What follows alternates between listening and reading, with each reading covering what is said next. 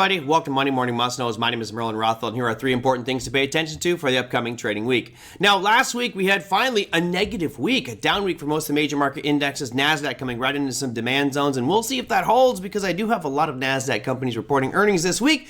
So let's kick things off with our Monday Morning Must Knows, talking about the earnings season. Now, we have 66% less earnings this week than we did last week. Last week we had, I think, 1,800.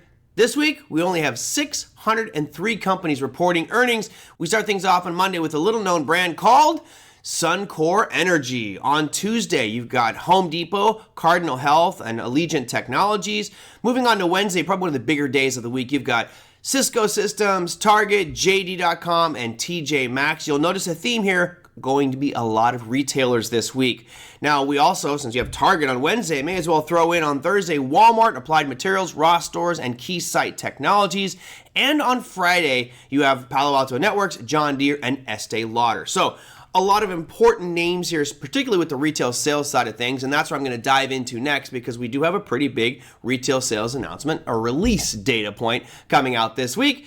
Let's look at that one right now. Retail sales come out at 8:30 a.m. Eastern time on Tuesday, and you can see it's been pretty flat. Going all the way back into 2015, retail sales typically barely fluctuate above and below that zero line. Obviously, you want it to be above the zero line because that means we have growth and increased sales, which of course means more GDP, more jobs, etc. Right now, it's at 0.2%. Now, I'm going to zoom in here just a little bit so you guys can see a clearer picture of what's going on, at least in the shorter term. Now, going back into late 2021, you can see there have been some decent fluctuations, but over the past 3 readings of it, past 3 months, we've been slowly declining. And again, that 0.2% on the hard red edge. Now, expectations right now are that we're going to come out at 0.4%, which would be this red line right here.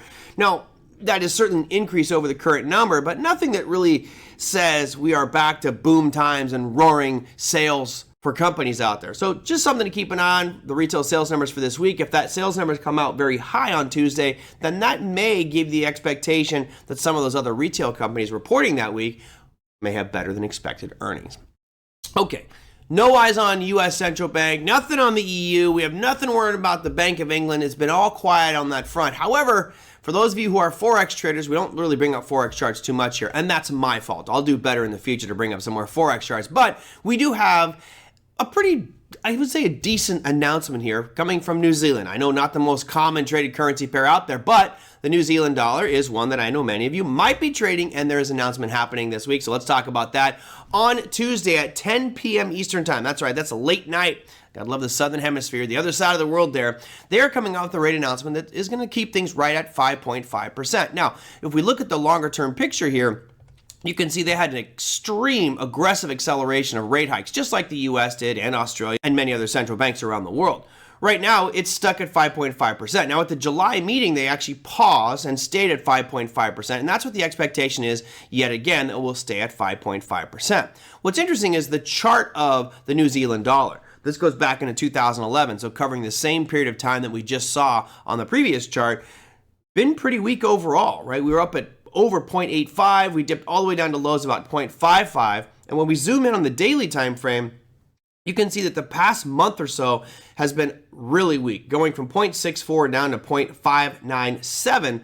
Now, I know that doesn't seem like a big deal, but this is a global currency, right? It's not a specific stock. This is the value of a country's currency, and it's been on a precipitous slide here over the past month, and that may have to do with those rate pauses. So, that said, what can we expect from this rate announcement?